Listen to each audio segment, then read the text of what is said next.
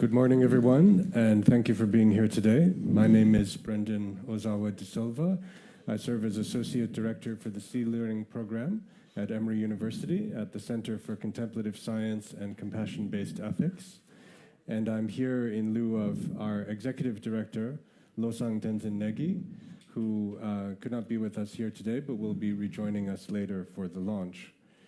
It is my honor and privilege to be able to welcome His Holiness the Dalai Lama, distinguished guests, and esteemed representatives from the media to the global launch of the SEEL Learning Program, the culmination of more than 2 decades of collaboration between Your Holiness and Emory University. As you are aware, the main launch event will begin tomorrow and continue through the next day, April 6th, here at the Andaz Hotel. Before we begin, I'd like to briefly provide some context for this launch. SEEL Learning stands for Social, Emotional, and Ethical Learning. It is a K-12 program developed at Emory University in Atlanta, Georgia, USA, at the request of His Holiness the Dalai Lama and with his generous support. The university's relationship with His Holiness goes back to 1998, when His Holiness presided over the establishment of the Emory-Tibet Partnership. Since then, Emory has developed a number of programs with the help and guidance of His Holiness. These include the Cognitively Based Compassion Training Program, or CBCT, which is a secular and research-based program based on the Tibetan tradition of mind training called Lojong, that uses contemplative exercises to enhance and expand one's compassion. Additionally, the Robert A. Paul Emory Tibet Science Initiative is a comprehensive program integrating contemporary science training into the core monastic curriculum for both Tibetan monks and nuns here in India. The SEEL Learning Program is the most recent of these collaborative efforts and will undoubtedly be the most far-reaching. This program brings the latest innovations in social and emotional learning, systems thinking, compassion and ethics, attention training, and trauma and resilience-informed education together in a single comprehensive package for teachers and schools, with the intention of realizing His Holiness's vision for a holistic education of heart and mind. We're deeply grateful that His Holiness is here with us for this press conference and to preside over the global launch of the SEEL Learning Program, as he has inspired and guided us through every step of this undertaking. SEEL Learning consists of a framework that communicates the philosophical and pedagogical foundations of the program, as well as a curriculum that is tailored for different age levels, and an online platform for preparing and supporting educators and schools. All these materials are made globally available for free, thanks to the generous support of His Holiness. The SEEL Learning curriculum and educator companion volumes will be formally unveiled tomorrow by His Holiness, but we are pleased to have some advanced press copies for you to view today in the back following the press conference. These are available now in 12 languages, including English and the 6 UN languages.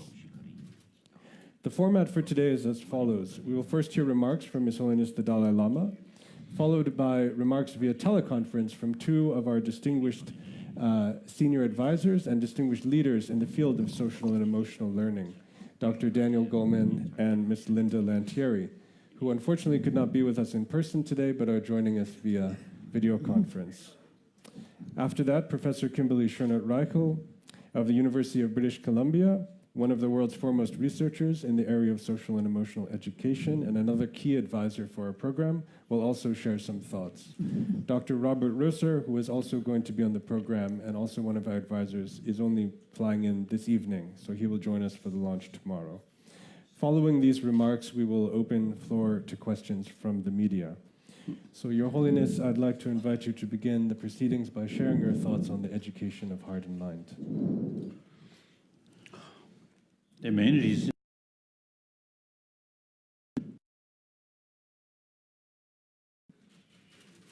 no adequate, no guarantee to bring happy world. Because ultimately, human compassion, as I mentioned earlier, is key factor for happiness. So therefore, in education should include education about our warm-heartedness. Although all religious tradition carry the same message, but then today's world about over billion human being, no faith. So these people sometimes may feel, oh, compassion, these things are religious matter. I have no interest. So now, India's tradition, over 3,000 years, a secular concept, whether believer or non-believer, believe this or that religion.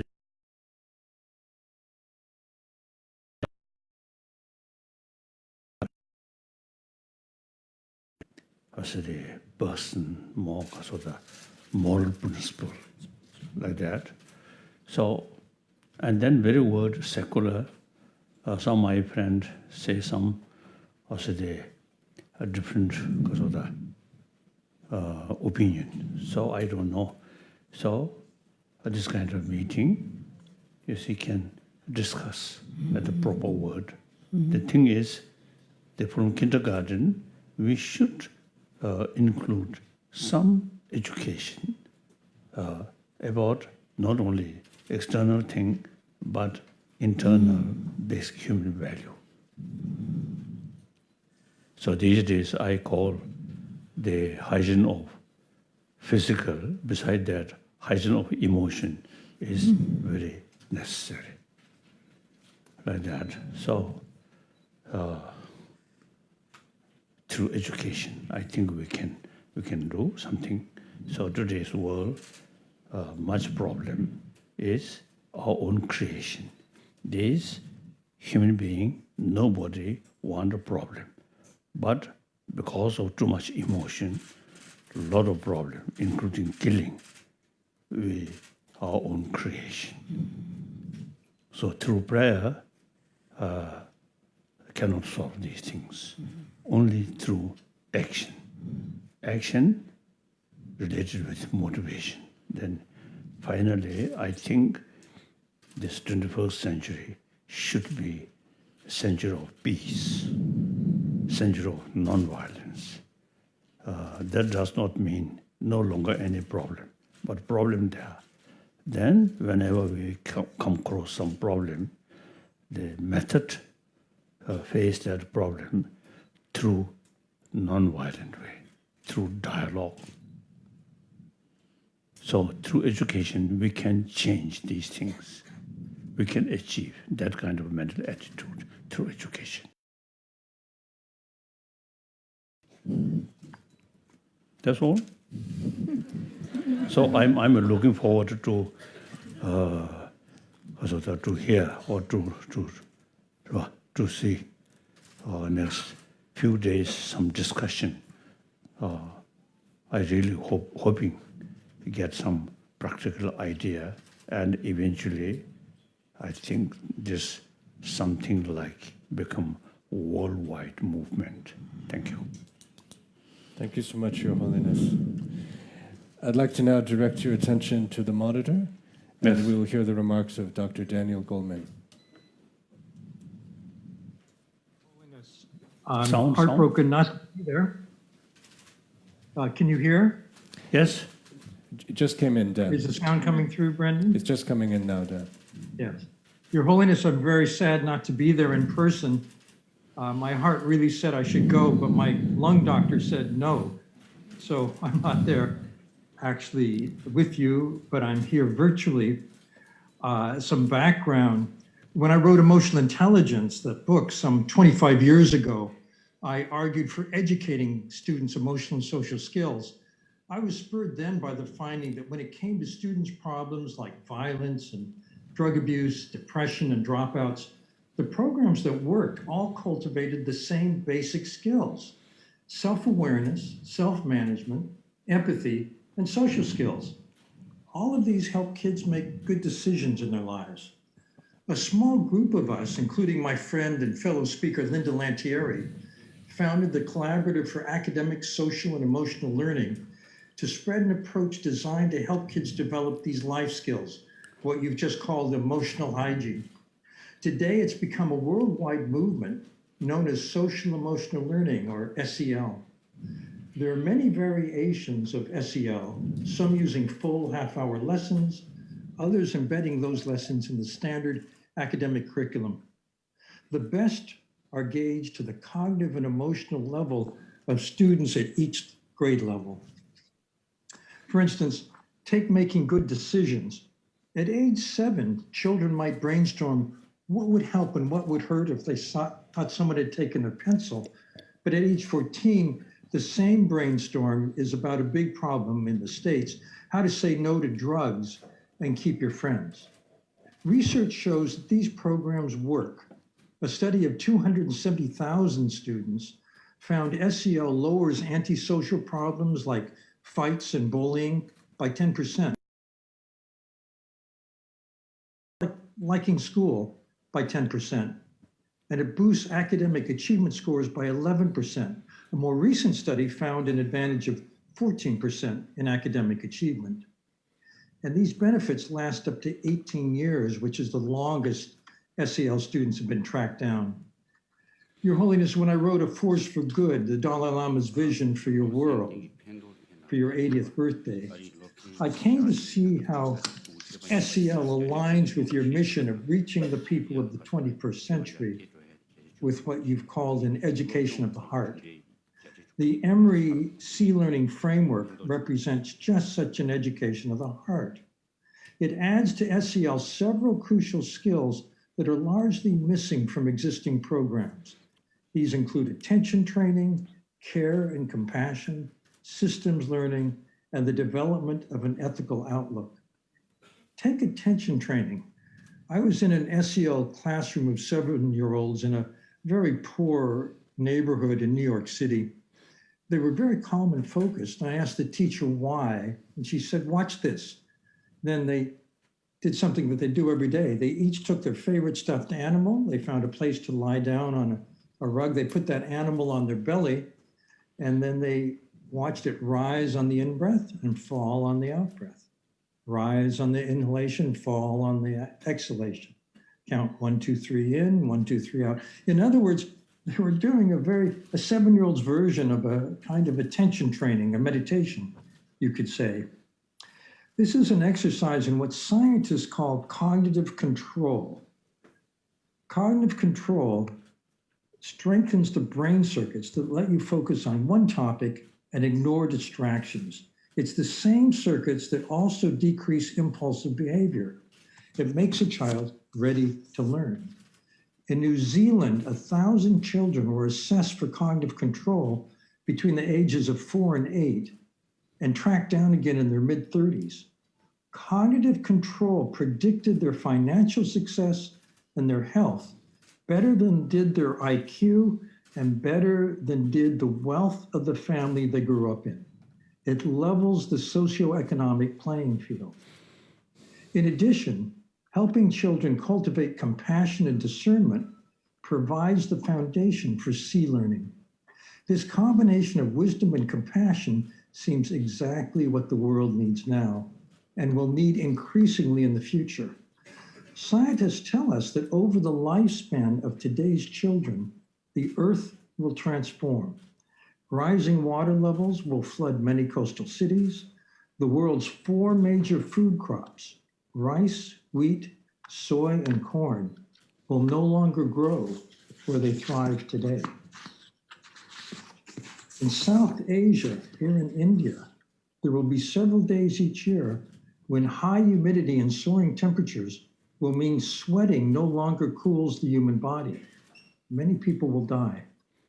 The me first ethic that has become so dominant in economics and society today will make these disasters worse. For the human species to survive, we will need an ethic of compassion and the skills of teamwork and collaboration more than ever. There's a saying, compassion without discernment is blind. Discernment without compassion is like a dried up fruit tree. I want to congratulate Your Holiness on this global launch of e-learning. It's the culmination of more than 20 years of academic collaboration between you and Emory University. My hope is that e-learning will be adopted far and wide and help more and more students far into the future. It represents the future of SEL 2.0. Thank you. Thank you. Thank you so much, Dr. Goldman. Thank you, my dear friend. Thank you. We'll now hear some comments from Ms. Linda Lantieri. Thank you, Your Holiness. I too am very sorry that I could not be with you in person. However, I have been very involved for the past couple of years now with e-learning as an educational consultant, focusing particularly on the curriculum piece of this work. I'm filled with a lot of hope today, as I'm sure you are as well, for what might be possible for the children and teachers of the world. Over the next few days, the social, emotional, and ethical framework and curriculum will be launched. Many countries are involved. Many will be present in New Delhi. Others, thousands of others, will be live streamed and connected in that way. It's very, very exciting. And as Dan Goldman has mentioned, over the past 25 years, I too have been involved in a movement in education that is called social and emotional learning, or SEL. The research and the practice that we have learned from over 2 decades of doing this work in many, many schools will serve as such a fertile ground for e-learning to take hold. What is exciting, however, about this program is that it goes even deeper and further than we currently have ever gone in education of the heart in schools. In training the mind, e-learning does educate the heart. And a large component of e-learning is what Dan Goldman talked about, this thread of compassion and attention training, as well as focusing not only on the personal and the social, but on the systemic as well. Such an important piece needed for our world. We're all yearning for new ways, particularly nonviolent ways, as you've mentioned, of resolving our conflict through compassionate engagement with each other and the world. Today and the next few days, we're putting into the hands of educators all over the world such concrete ways in which they can teach these skills, these dispositions, this learning. It's going to become a regular part of how we do school in all educational settings. The world of education has made great progress in educating the heart as well as the mind through SEL. However, we're now ready for a deeper and not necessarily something that is school reform, but a transformation that needs to take place. And that means we need to cultivate not only children's minds, but their hearts and spirits as well. We have to lift up these ways of being in our classrooms, the focusing in on our shared humanity, the focusing on cultivating inner resilience in the face of trauma that so many young people face, learning about systems thinking and how interdependent everything and everyone really is. That children and adults would be able to see each other as their sister and brother, as part of their human family. What better place to learn these things than to bring them into the places where young people congregate in large numbers all over the world in our schools? What an opportunity for them to be prepared for the challenges and opportunities they will face. I'm going to leave you, Your Holiness, with one story. It's from my many years in the classroom, and it's one that is not easy for me to tell, and I think you'll understand why.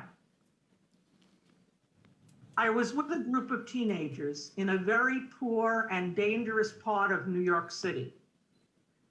All of these young people were growing up with violence all around them. And in this classroom, almost every one of them had experienced someone either being shot or killed by violence.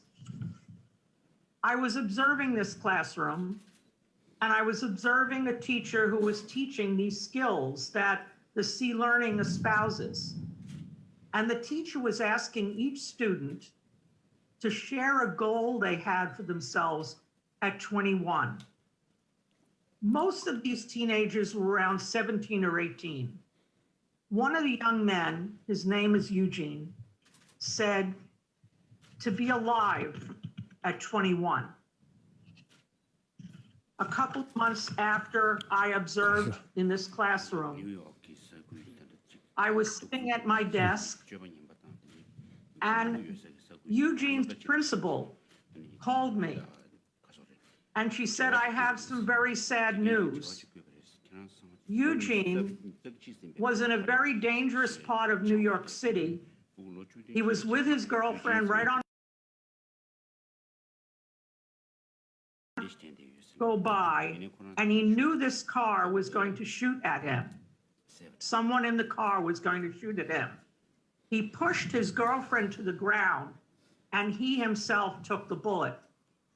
She said, he's alive, he's in a public hospital in New York City, but he will never walk for the rest of his life. I have to confess that it took me 3 days before I could have the courage and balance of my own emotions to face seeing him. I arrived at the hospital, and I saw a hospital ward with over 40 young people who looked just like Eugene, and they were all in wheelchairs. And I looked around to try to find him, and I saw him. He was in the corner of the room. He was in a circle of wheelchairs, and he was speaking.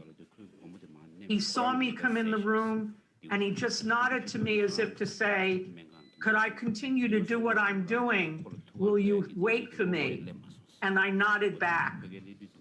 Soon after, we had some time alone, and I asked him what he was doing.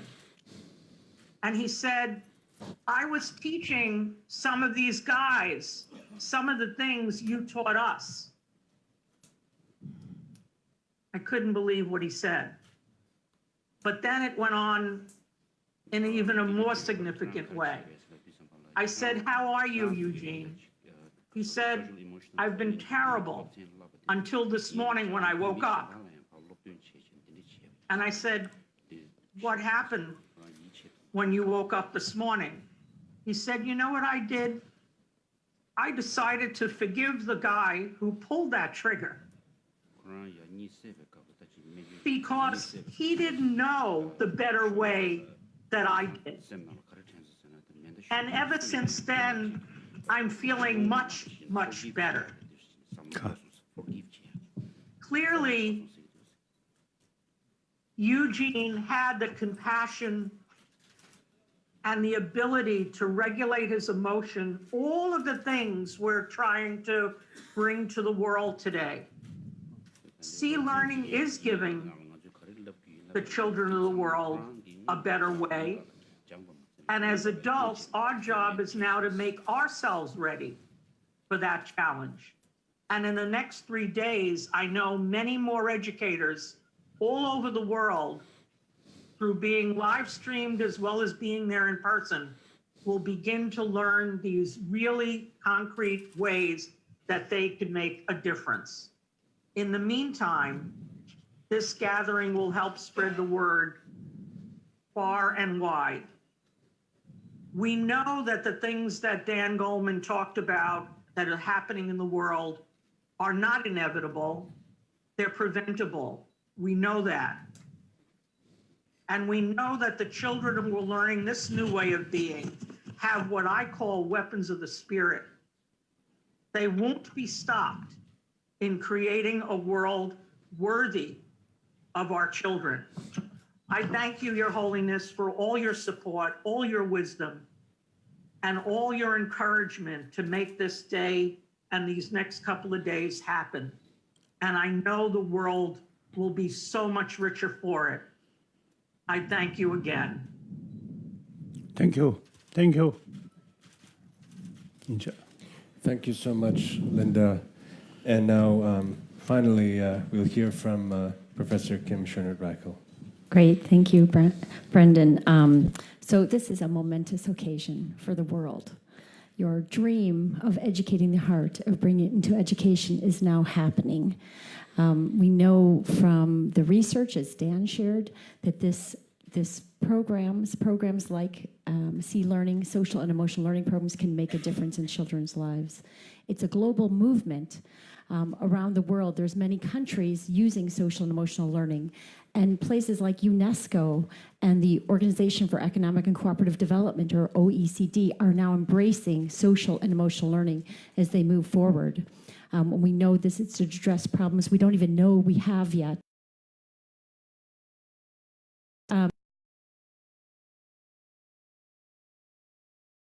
But I started out as a teacher with children who had many problems. And at that time, I had nothing from which to draw from.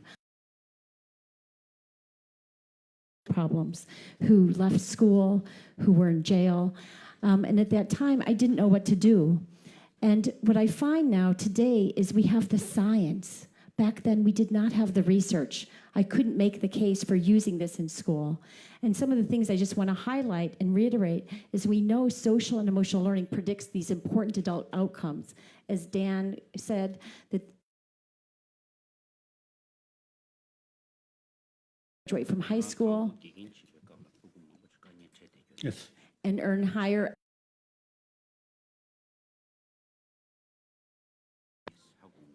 and even students who have social and emotional learning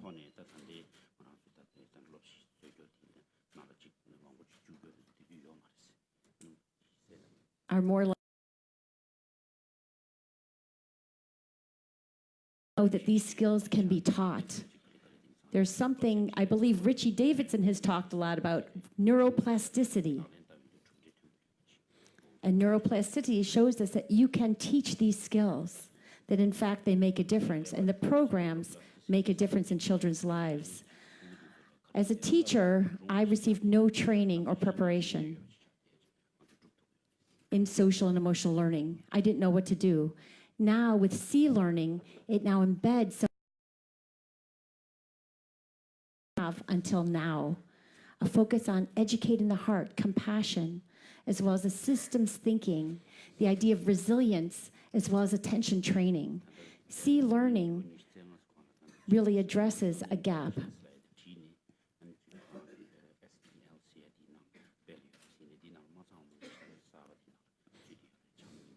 SEEL learning addresses a gap that we did not have until now. And also, what's so important is as countries move to have social and emotional learning, many don't have the curriculum translated into their languages. And SEEL learning has that ability to bring to the world.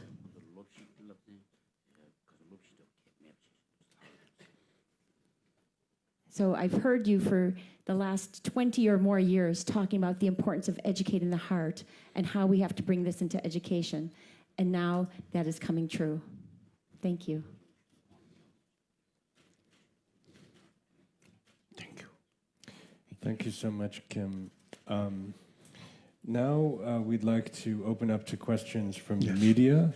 I'll just ask you, because we're here for the global launch of the SEEL Learning program, and we have our education experts whom we've heard from. At first, we'd like to take questions related to education, and then if we have time, we'll open up for other more general questions. If you would raise your hand, the microphone will be brought to you. Shwetal, right here. Mr. Director, could you tell why have you chosen India as a venue for this global launch? And the second question I may add is that I believe this subject which you are trying to promote also deals with spirituality, because without spirituality underbelts this entire concept.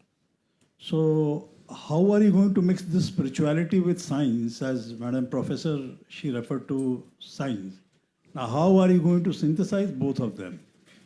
And I get an impression that such a vast subject is being cabined into a small, like, classroom thing. I mean, how do you go about it? Okay, thank you for your questions. I'll just say a word about India, and then I'd actually like to refer your question on science and spirituality to His Holiness. He's written extensively on this topic. As I mentioned, there has been a 20-year collaboration between Emory University and His Holiness the Dalai Lama. His Holiness lives here in India. It is convenient for us to have the launch here. We wanted His Holiness to preside over the launch. However, there are bringing about secular ethics, an approach to spirituality and ethics that's secular. And as His Holiness has mentioned, India has a very long tradition of having many different religions, yet they have coexisted peacefully here for the most part throughout this very long history. So His Holiness has said India has a secular constitution. Secular not meaning against religion, but meaning open to people of all religions. So spirituality can be acknowledged, accepted, the ethical life can be appreciated, and it doesn't matter if we have different religious traditions. We find them almost all here. So His Holiness has held up India as a great example of what the world can be, that we don't have to allow our differences to divide us, and we can still have a common ethical basis based on our common humanity. So the program is a global, Reichel said, for the entire world, translated now into 12 languages. Happy to have the global launch here. Now, is there a tension between science and spirituality, or is this an approach to spirituality? Among the civilization, different civilization, Egyptian civilization, Chinese civilization, Indus Valley civilization, eventually, I think Indus Valley civilization, I think, developed much sort of knowledge about human mind, and also philosophical fields like philosophy, physics, quantum physics. So, one, my very, very close friend, late Raja Ramana, nuclear physicist, he once told me, in the West, quantum physics is something new. But in India, 2,600 years ago, already developed quantum physics. This is true. When we discuss with scientists about quantum physics, it seems we know much deeper. Because, you see, we already learn, like Chitta Mantra, philosophical fields. You see, there are different sort of philosophical school of thought, and including Nalanda tradition. So we learn these things. So then, India, over 3,000 years, concept about non-violence, ahimsa, and karuna. Buddha himself, product of Indian tradition. So now, India has some sort of potential to help humanity through combination of modern education and ancient education. Ancient Indian education dealing with our emotion. And modern education is in dealing with material value, including science, technology. So India, you already have the knowledge and how to training our emotion through practice of shamatha, practice of vipassana. So I feel India should pay more attention. And in order to make certain significant contribution for world, firstly, India itself should revive these ancient Indian knowledge. Not newly introduced, but just to revive ancient Indian knowledge. Then India can combine modern knowledge and ancient knowledge, like that. Modern knowledge mainly concerns physical comfort. Ancient Indian knowledge mainly concerns mental comfort. So inner world, inner peace, like that. So therefore, now you from India? Yeah. Then, so as I mentioned earlier, now modern Indian should pay more attention about your 1,000-year-old knowledge. Because now the modern knowledge, education, not adequate to bring happy society, happy world. The modern knowledge, including science, technology, more knowledge how to make a weapon, including nuclear weapon.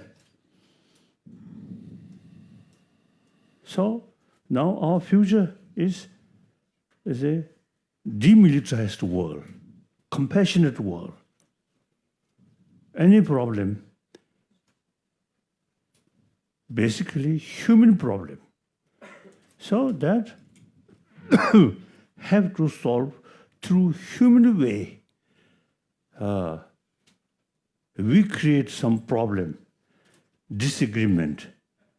Then the solution, we put the responsibility of the solution on gun. Totally wrong. Okay.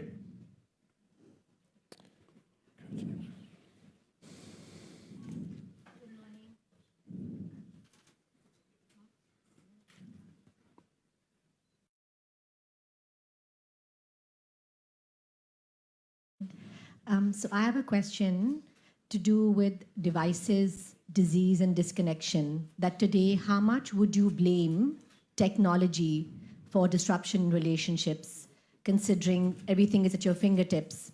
There's lack of compassion, empathy, and disconnection. What are your thoughts on that? Technology itself, wonderful. But it depends people who use technology. Technology used for constructive way, with sense of concern of well-being of humanity, well-being of the world. And then technology, wonderful. But finally, technology, you see, how to use technology. So technology itself, wonderful. Another question, that how do we imbibe kindness and compassion in leadership? Kaza.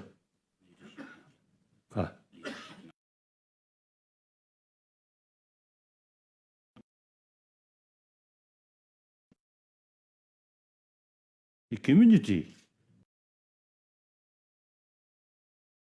should be more, how should I say, balanced or holistic educated people. And in the absence So now the existing education, materialistic oriented. So whole generation who come from that kind of education, materialistic culture. So then leader come from that kind of society. You see, no knowledge.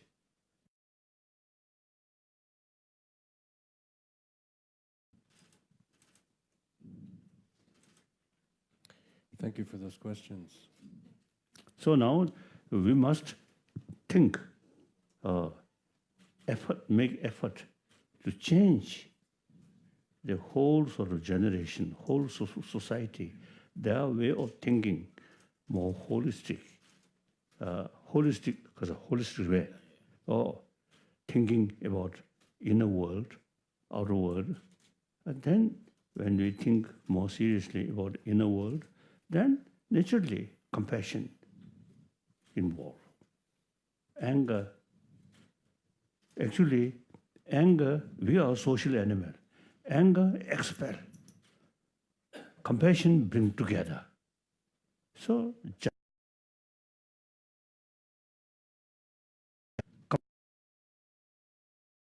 even animal, they appreciate occasionally, but without a weapon, not, I mean, it is limited. We, I think, wonderful human intelligence used for the destructive weapon. I think very pity, very sad. Society think money more important. So selling weapon bring more money. Wrong, short-sighted. The responsibility of weapon is killing, nothing else. Very sad. Yeah, good morning, His Holiness. My question is two-part. One is that, is it? If you stand up, please, sir. Sorry.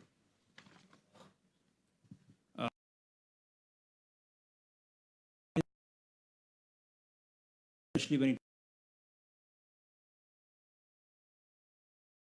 comes to social media, there's a constant battle, whether it's Twitter, Facebook, Instagram, and I see that in my own family, how our nephews and nieces are now completely hooked to it. They think of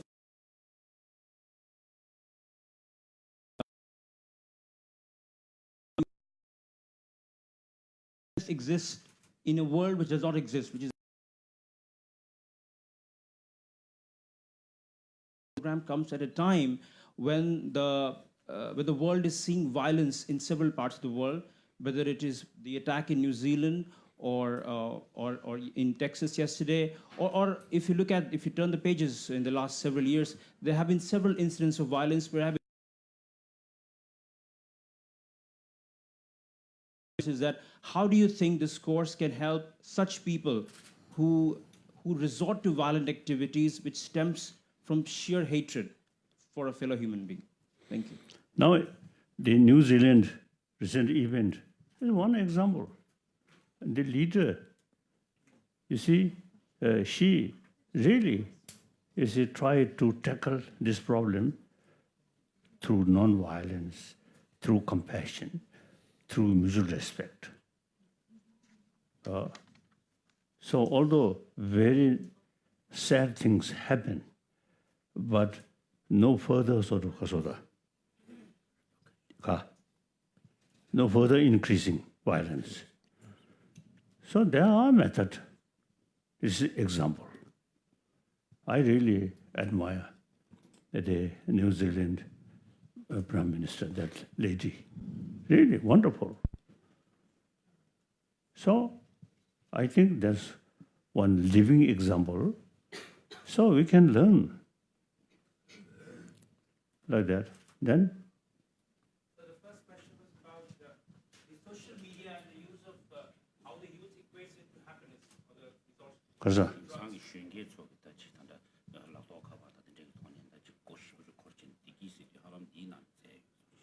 Oh, I think basically we pay more attention, more awareness about sort of also the ultimate sort of, because the source or factor inner peace is the main factor. The very reason with too much sort of drug is lack of inner peace. So they sort of relying, oh, drug may bring some peace of mind. Ignorant. How to bring inner peace? You see, no matter what the surrounding, complicated surrounding, but individual can keep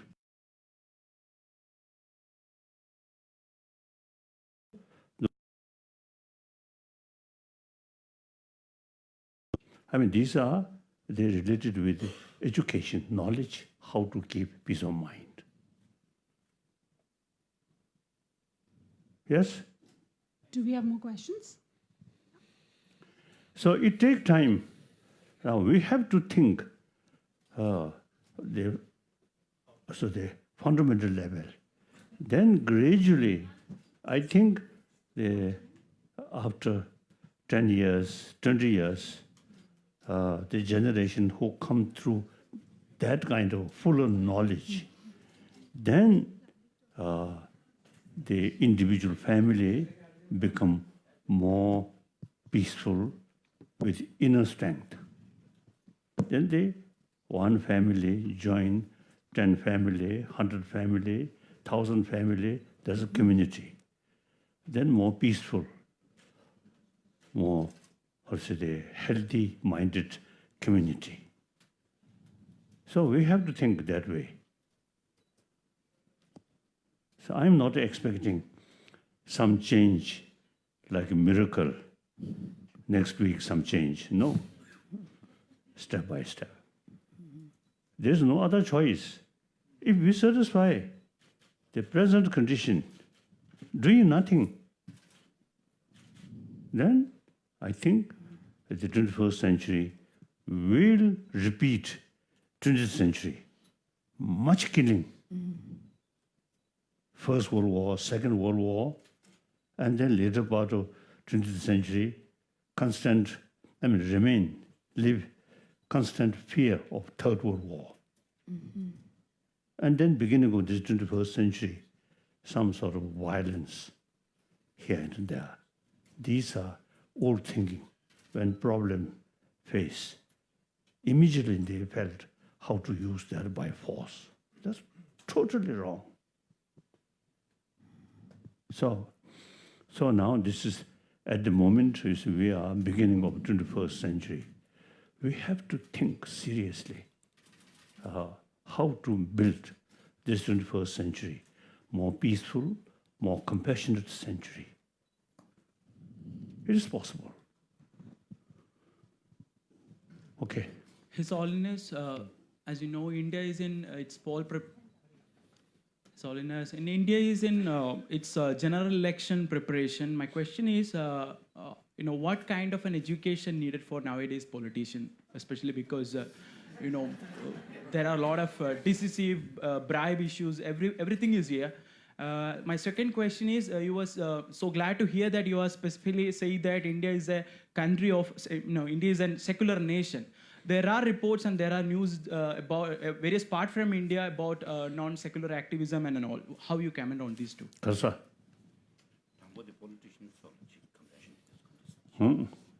Politicians come from the society. So whole society, as I mentioned earlier, because of education, more materialistic society. So politicians come from that kind of society. So they're also thinking money, power.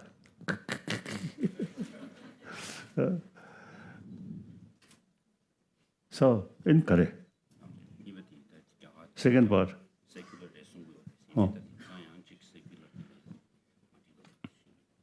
I think India, the 1,000 years, the religious harmony there. One example, I always was mentioning the Parsi community in Bombay, less than 100,000. Small community, live in big city. over several millions of people, 7 millions of Muslim, 7 million of Christian, 7 millions of Hindus, and then a few million maybe Buddhist or Jain. But no problem. I have some friend, the Parsi. No fear. So very small community, in big city, no fear. So that is India's example. So basically, this country kept all major world religious traditions lived together. I never heard among Indian Muslim problem Shia and Sunni.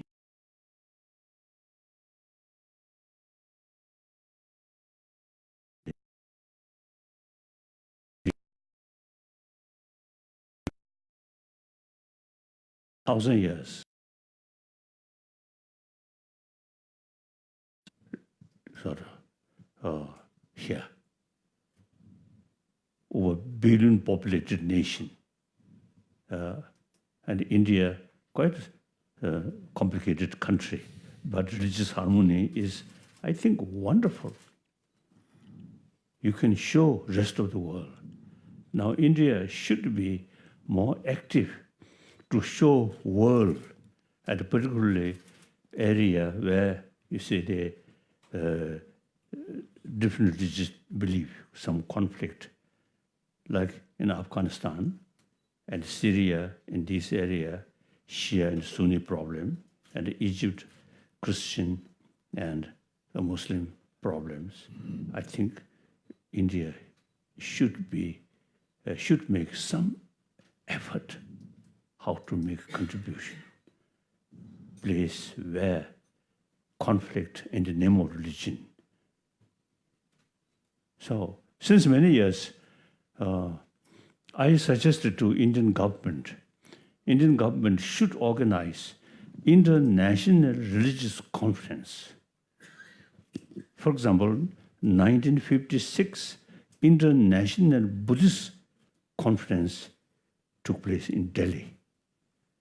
Vice President Dr. Radha Krishna is the chairman of the committee. They organized International Buddhist Conference. So now why not? International Religious Conference, you see, should take in India. Then that, not just one day ceremony, not that way. You see, at the beginning, some leaders, you see, naturally come. So let them say some greetings like that. Then secondary level of religious leader is serious discussion how to make a contribution from this country to the conflict in the name of religion, including Burma. If possible, some delegation from that group go there, these places in Afghanistan, in Iran, or this area. And also, I think the Indian Muslim can make some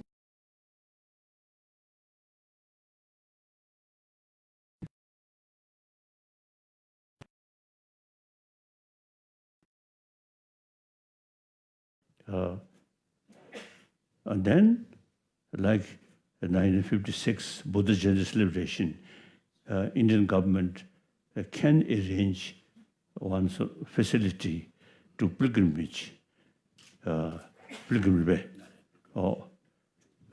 firstly here, Kasachuti, Kajilagan Kasa, Jama Masjid.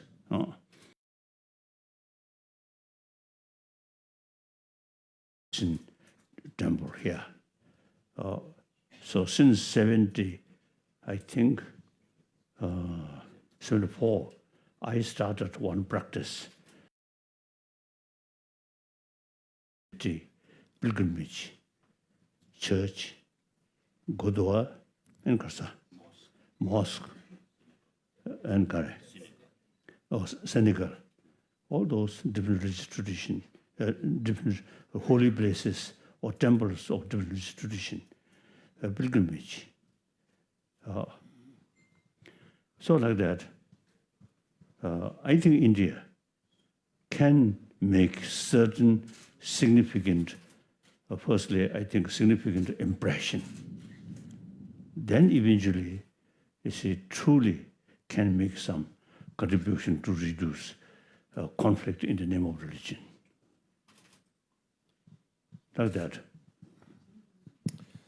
We have a gentleman up here who has had... Oh, okay. Okay, we'll take you next, sir. Thought about Indian Vasudhaiv Kutumbakam. Again here. Louder, louder. Hello. Vasudhaiv Kutumbakam. Karsa. Is it more relevant these days educational system?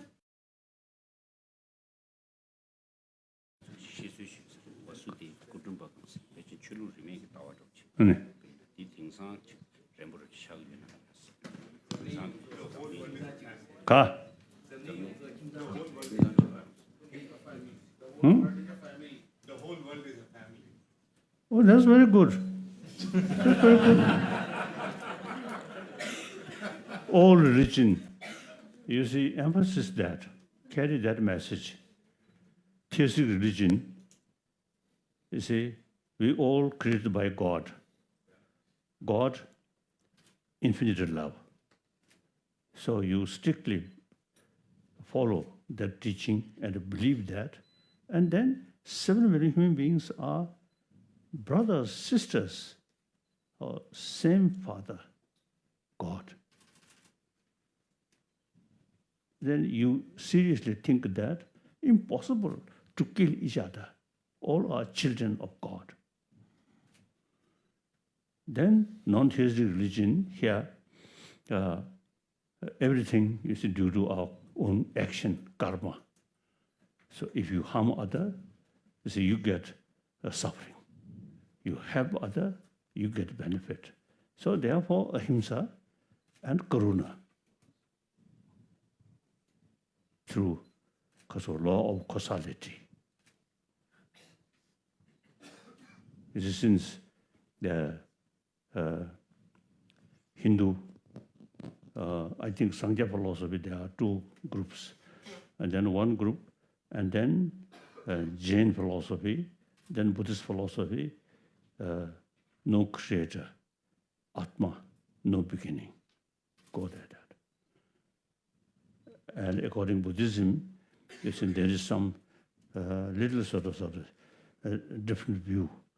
Atma, in the sense, they completely separate from the body. Buddhists do not accept that, but nobody can deny existence of self. So that's the basis of rebirth.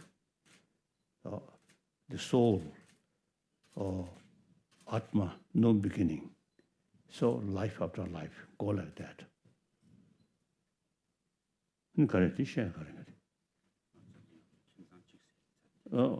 So therefore, theoretically speaking, according to these different religions, world is one family. Wonderful, yes. Sir? His Holiness, this is the 60th anniversary of your exile in India. During this anniversary period, Chinese government has unleashed operation in the Tibetans living inside Tibet. Foreigners or foreign journalists have been barred to go there. In your teaching, how do you think such oppressed people can react with compassion to their oppressor? And in this light, what is your message to the Tibetans inside Tibet and the Chinese leadership? Thank you. Firstly, since 74, you see, we not sort of not to try to separate Tibet, independence Tibet. So we try, according to Nehru's advice, very realistic advice. American force will not expel Chinese forces from Tibet. So Pandit Nehru told me, sooner or later, you have to talk with Chinese government. Then no use to raise Tibetan issue at UN. So then, 74, we decided not seeking independence. We tried to seek mutually agreeable solution. So then, 79,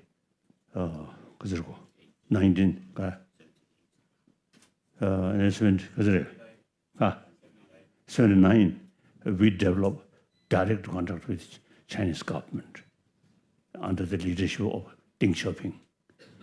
So basically, our side open.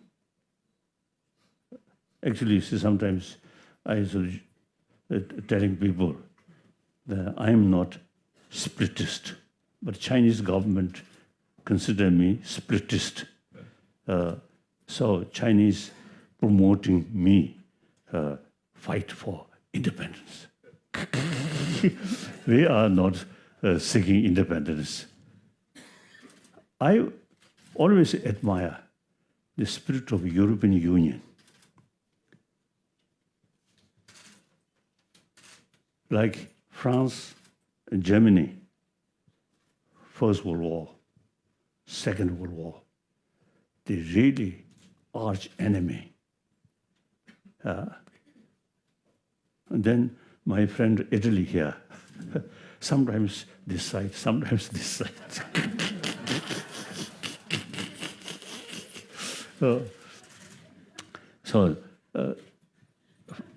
De Gaulle, French de Gaulle, and the German Adenauer, during wartime, arch enemy. But after Second World War, they think common interest is more important. Then they create European Union. Wonderful. Since the European Union started, then at least those member states of European Union, last few decades, no violence, no killing. If European Union not start, perhaps last a few decades, some violence, some killing may take place. So I really admire the spirit of European Union. So I often used to telling that spirit should create Latin America and then Northern Africa. Africa too big, so Northern Africa, East Africa, Central Africa, something like that. Some kind of union should take place. So, therefore, our own case, I prefer you remain, Tibet remain within the peoples of China, some kind of union, like that. So in China, over 7 centuries, Tibet and China, very close link. I think mainly through marriage, very close link.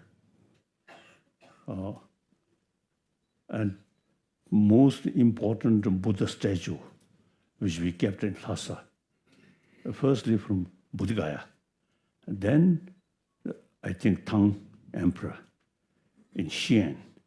I saw the seat of that Buddha statue, now empty. So when I visited there, they told me that Buddha statue, firstly from Bodh Gaya to that Xi'an temple, Buddhist temple, then from there to Lhasa. Now still there. During Cultural Revolution, the Buddha statue also gets some punishment.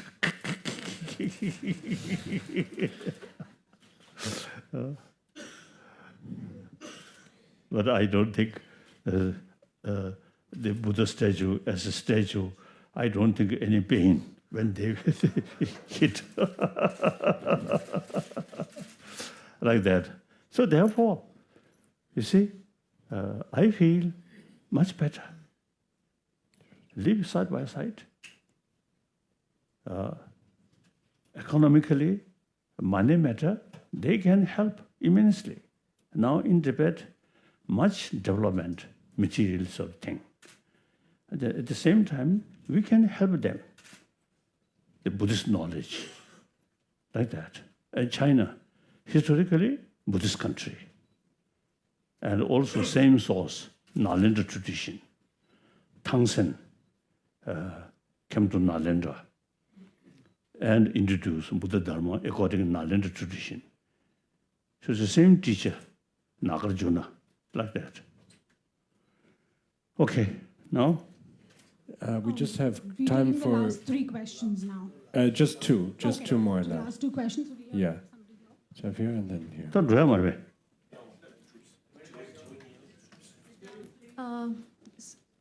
Can I ask? Yeah? Okay. Yes. So, His Holiness, you were referring to religious harmony in India, Yes. wherein Buddhists, Parsis, and other communities are living peacefully. I would like to take your comment on the plight of Indian Muslim right now, where, for example, if we take the incident of Gurugram, wherein a Muslim family, the entire family was assaulted by Hindus in the name of religion. So, and kids are getting influenced by this kind of, this kind of conflict, basically, where I recently read somewhere that a kid called, that a Muslim kid was called a Pakistani by his classmate. So kids are, getting influenced by whatever is happening in the country right now. So your comments on that. One more thing, because you were speaking in context with the Chinese government, I would like to ask you about this entire controversy around the reincarnation of the Dalai Lama, wherein you have said that it might be, the next reincarnation might be founded in India, but the Chinese government is saying that it has to be approved by them. So your comments and how do you plan to deal with that? The first part,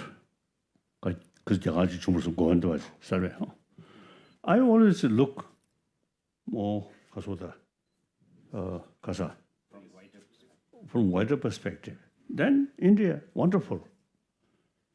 Then over billion Indian, everyone not sort of, the holy plate, holy person. So mischievous people must be there. Even Buddha's own time, some mischievous people there. The over 1,000 years.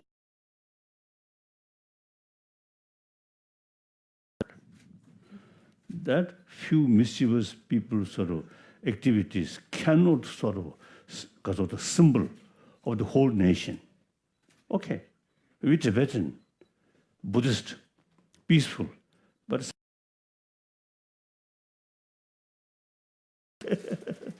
so that is a reality, no problem. The second part, I think, question whether I can live, how long I can live. And within, suppose if I live another 15 years or 10, 15 years, then I think the political situation in China will change. If I die next year, then, of course, the Chinese government seriously show reincarnation must born in China. So my reincarnation, whether my sort of rebirth, not necessarily one particular place. My belief is, so long space remain, so long sentient beings suffering remain, I will remain. The first Dalai Lama also, you see, express, you see, he have no wish to born heaven. His wish, wherever some suffering area, some possibility to help someone, help us some extent, he want to or wish, you see, born that place. I also, you see, so long space remain. That's my spiritual way. And according to my practice, I practice altruism, bodhicitta, immense help. So therefore, my sort of determination is so long space remain, so long sentient beings suffering remain, I will remain. If whole world disappear, then I'm free. Thank you so much, Your Holiness. I'm afraid that due to His Holiness's schedule, we'll have to end now, but Professor Shernut Reichel and I will be available also for interviews should you want to have more questions. In closing, please allow me to express our heartfelt thanks to His Holiness and to our expert advisors for joining us, as well as our thanks to our key patrons, the Gandhin Podrang Foundation of the Dalai Lama, Yeshe Korlo Foundation, Pierre and Pamela Midyar Fund, and also the representatives of the host organizations of the launch, Mr. Tempa Tsering from the Dalai Lama Trust, Mr. Veer Singh from Vana Foundation, Dr. Robert Paul and Dr. Gary Hawk from Emory University, and the Andaz Hotel for hosting the press conference and the refreshments which will now follow. We thank you all very much for being with us here today. We thank the media for being here during this very busy time. And if you please just hold back for a moment while His Holiness departs. Thank you.